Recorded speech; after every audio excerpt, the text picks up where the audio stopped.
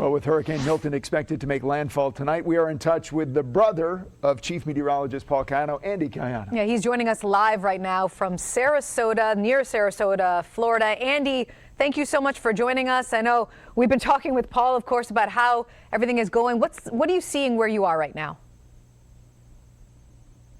Just the wind is picking up, heavy rain. I mean, it's been raining like this all day. In fact, it's been raining like this. Maybe not quite this hard, but it's been raining hard for the past 2 or 3 days, which didn't really make preparations very easy for any of us here. Andy, was there any thought in your mind that you might evacuate, or are you far enough from what you believe to be will be the eye of the storm? Well, who knows about the eye of the storm? We thought about it. We thought about it earlier in the week, Sunday, Monday, when things were ramping up. But, we spend so much time here planning for this that, we thought we can hunker down. We're not in an evacuation zone. We're not in a flood zone.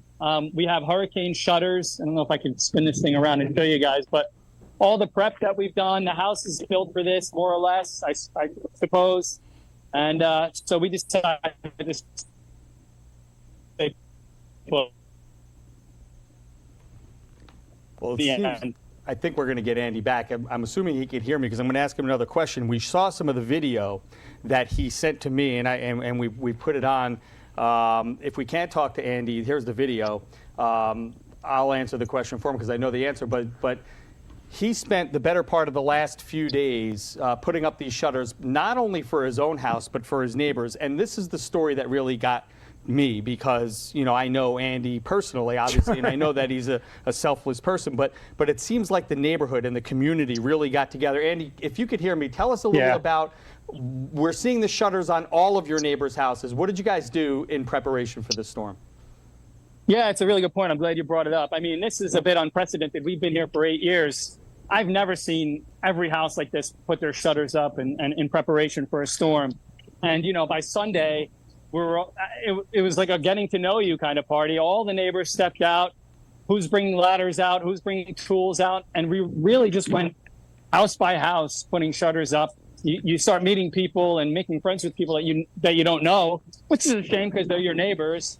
But looking back on it already, and even though the storm hasn't even passed, I look forward to when the storm does pass and getting out there and seeing those people. And now we share something in common and have a story to tell. And it was nice moment. And you were also telling me my nephews, his sons, Luca and Leo, got to see his father helping other people. It's a good, good lesson, experience, right? Sure, a lesson learned, right, Andy? Oh, absolutely. That was one of the best parts. I won't say who, but one of my neighbors was kind of scared to get up on the ladder, and it is quite daunting. These are 2-story houses. Maybe it doesn't look that bad from down here, but when you're up on a 22-foot ladder in the rain and the wind, and he was kind of scared to get up there, and I